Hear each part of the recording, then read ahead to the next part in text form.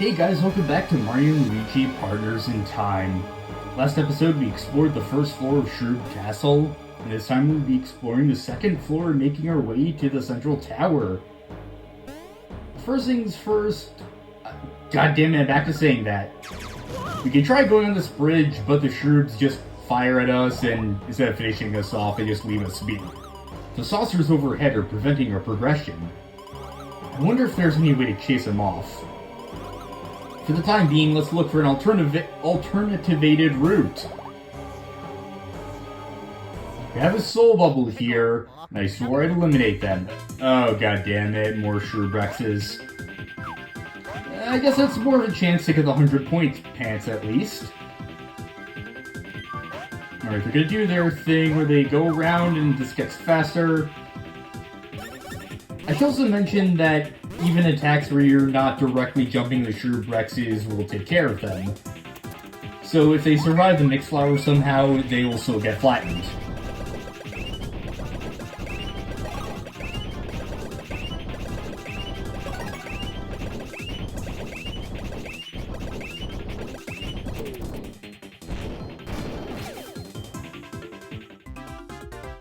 And thankfully they didn't. Mixed Flower and 1-up Super from that battle. And down this way we have a new enemy that is one of my favorites in this game. Let's go. This is Shroobs. I love that they made a Shroob version of Toadsworth. It is everything I've ever asked for. There's quite a bit of things Shroobs can do. It's going to be awkward pronouncing the plural of that. But first let's lower his stats a little. And just give him a jump. His first attack is that he'll launch the smaller Shroob into the air, who will then shoot a bazooka at you. If the smaller Shroob goes upright, he'll fire at Mario, but if he goes upside down, he'll go for Luigi. Once you take care of the Shroobs, you can then take care of it in turn Shroob. The turn counter is sort of reset once you take care of the Shroobs. Basically, if Mario went and both him and Luigi's speeds are higher than the entered Shroobs, you'll effectively have 3 turns in a row where you can attack them. The entered Shroobs can revive the Shroobs with 1-up mushrooms, so you do want to take care of them quickly unless they do that. I mean, in case they do that. They also can appear alongside the Shroobs, which never will appear on their own in the overworld, so you do have to fight other enemies to get to them.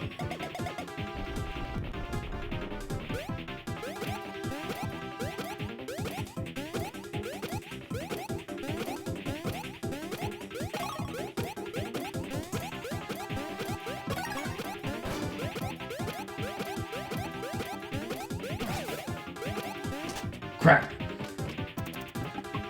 Now, while you're in the middle of an attack, if you kill the Shroobs, the attack will stop and it will not succeed onto the intern Shroob. Now, this attack is a bit of a fake out, although it's not exactly.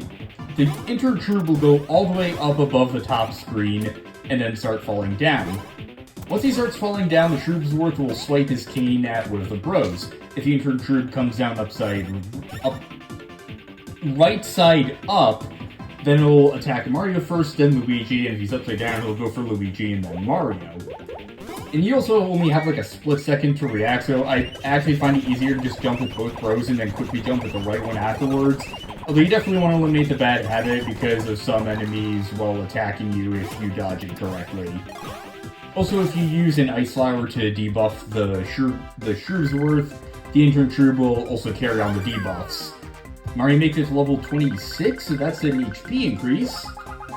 6! Luigi also makes it to level 26. Another 6! Very good. The babies didn't get it, but we should be close enough to another one. Have some Pocket Chomps, and there's no more items over this way. There are some annoying Soul Bubbles. Up here, more Ultra Mushrooms, and a bunch of coins that we probably won't... Actually, yeah, we definitely won't need those at this rate. We also have a Lattice here, And if we try going out, the Shroobs will just fire at us anyway. Also, I don't think I showed it off, but you actually can't go to the right from the library. If you try going down, there's, well, this thing that's in the way that will have to find a way to make that wall go down. But we won't be able to do that until a little later into the dungeon. And it's the return of our favorite staircase, and I really like the way those purple stars look. The X's for their eyes make them look really creepy. But this is a repeat of what we did earlier with 2 seconds shaved off. Which may not seem like a lot, but the timing actually is pretty tight. If you delay a lot, you can get screwed up. There are also these barriers here that'll get in your way if you try going down the wrong way, so you have to time it really well and have good aim, too. Okay, there we go.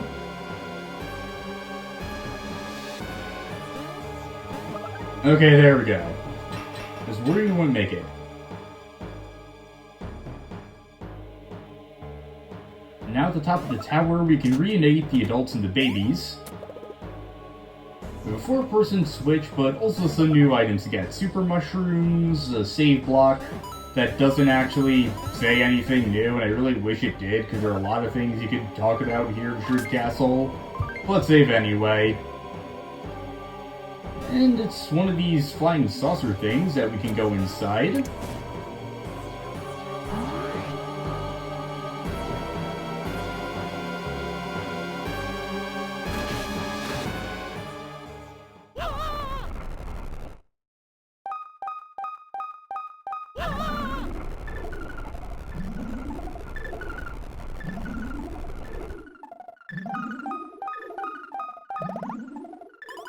Why, it began moving all by itself, did it not?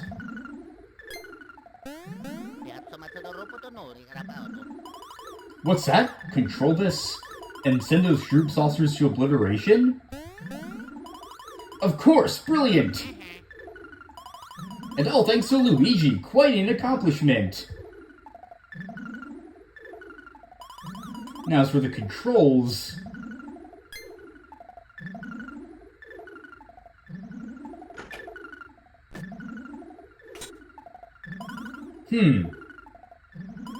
Of course.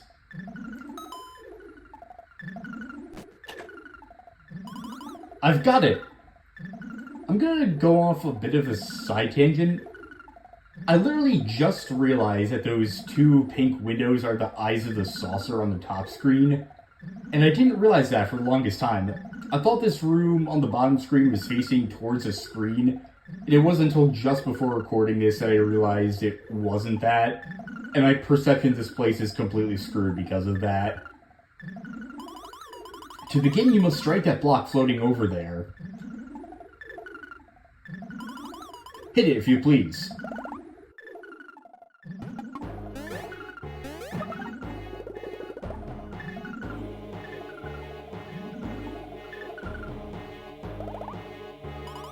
Blocks have appeared, have they not? And the meter back there has begun to move as well. You should be able to stop the meter by striking the corresponding block. Yes, in theory, I'd advise testing the theory on baby Luigi's block.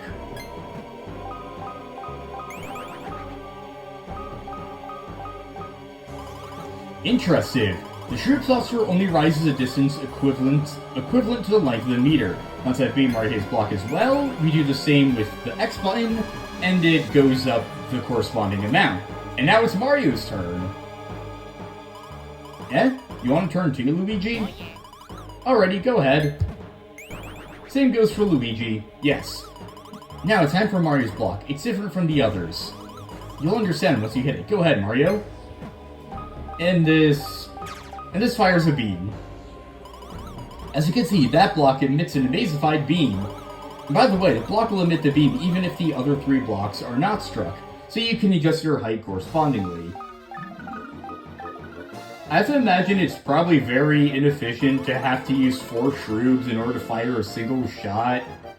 For a really high-tech alien civilization, they seem kind of incompetent and have good design, not gonna lie. Those irritated saucers have appeared again. It would be ideal if you had more time to practice, but does not appear to be. They seem to be serious, so do not falter. Would you like me to explain that again just to be safe? Luck cycle initiated. There is no way you can lose this. Fantastic, kid. Let's try and take out one more Shroom saucer. The Shroobs are just gonna awkwardly hover there and not try to attack you. So they're just sitting ducks. Perfectitude. They're back again. You should be able to take out these ships the same way. Luck cycle initiated. So we do exactly as Stuffle said, and fire in between the ships. You want to aim it just right in order to get all the way to the right areas. I'm not sure where I was going with that sentence. And those little arrow marks correspond to maximum heights for the babies, as you might expect. Now, more Shroob saucers have come up, and they're going to be changing position. When you're aiming for a certain position, you want to wait for the saucers to go into the other one to knock them out of the sky, and I only barely got that one. There we go. And this one is going to be a little trickier. Alright. Gonna hit the saucer when it goes up. Or at least hit the block when that one goes up. I would have gotten it if I wasn't just like an inch off there. Okay, I think we should get... Yeah, we're in a good place to get either of those. You also want to keep in mind that, of course, the closer you are to the saucer, the less time it'll take for the bullet to hit it. That's like an... Damn it. Okay, that looks like a good spot. There we go.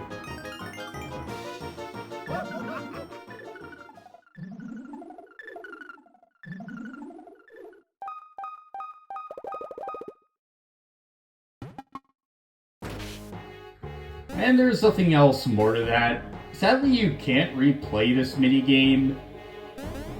But we have cleared out all the Shroobs surrounding the hallway, so we can make our way down and up to the 3rd floor, hopefully. But first things first, why go down with the babies when we can have some more fun rolling around the adult bros? Rolling down the stairs, this would be really fun, but also terribly dangerous in real life. You'd probably, like, break a whole bunch of bones if you did this.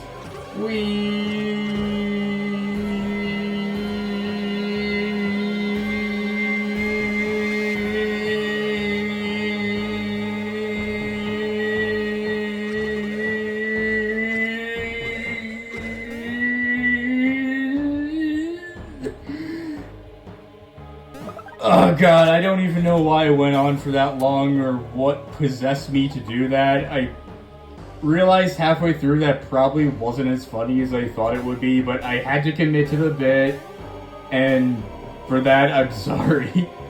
Now these pipes right here, it looks like this pipe would lead you to the next part of the dungeon, and this one probably goes back to the start with the 3 ones we saw.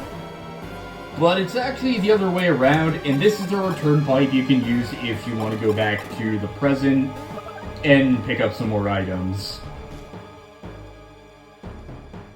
But we're pretty good, so let's just go on up to the 3rd floor. Once again, some really cool backgrounds. Up here, I thought there was going to be another one of the things where you had to, like, dig out the Shroob's eye, but then I remembered there wasn't an equivalent in the present, so why would there be one here? I have 10 coins and more of these blocks that we can't reach just yet. This area, there are going to be 2 beam spots to the left and right, slightly hid behind the pillars. No matter what you try, you can't spin jump up to hit the pink block. So instead you want to send the babies up here first. Then have the adult bros jump up here and spin jump across these blocks instead.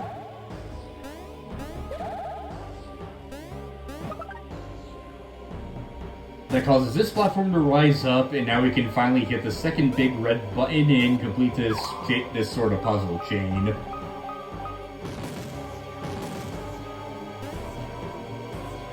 And oh boy, there's a path all the way up into the statue's upper levels. I wonder how we can get there. Yeah, we can't do anything there yet.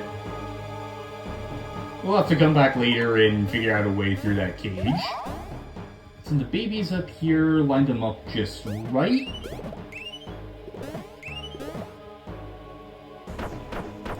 And now we can enter through Princess Shroobs' crotch. That's a very unfortunate placement of a door.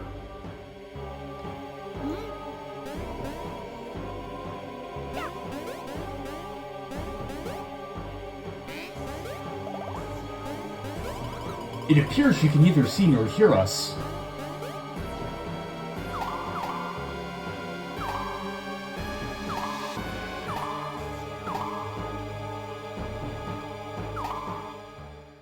Babies.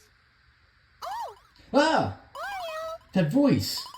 Is that Mario? He's come for me.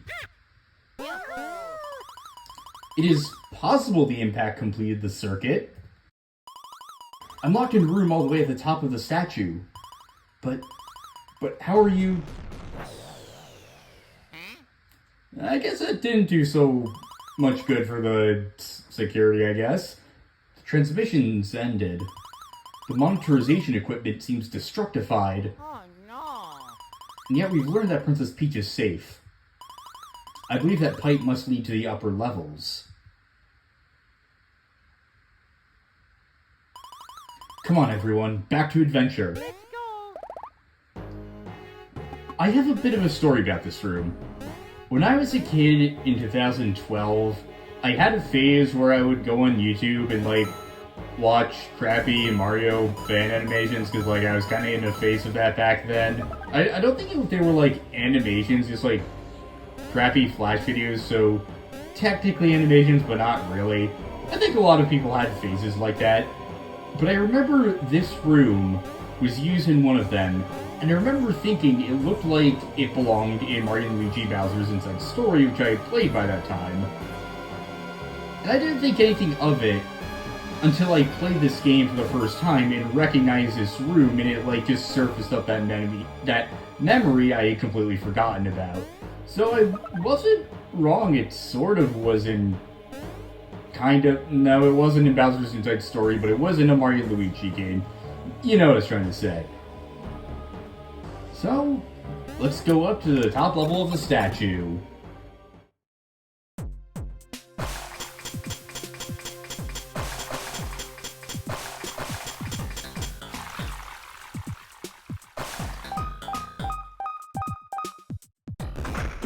Oh no. Or not, let's artificially inflate the dungeon.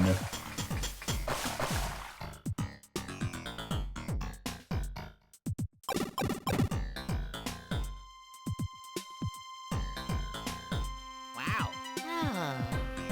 Ma tutto ripeto, non penso tutto una macchina fatto. Come te ora tutto una banda toro poco na metro. Let's go. Oh yeah. Welcome to the past version of the sewers. There's a unique picture, but also no unique blurb, and I still really wish there was, because it's the final area. We have some more item blocks here. Coin, one-up mushroom, and a mushroom. And this pipe is the second one, even though we literally just got the first one. I know this is so you can, like, return to the sewers if you want to, but the placement is a little janky, not gonna lie. Anyway, we have found Princess Peach and know exactly where in the castle she is, but we still have a bit of a way to go before we can rescue her. Next episode of Mario & Luigi Partners in Time, we crawl up through the Shroobs sewers. See you guys next time.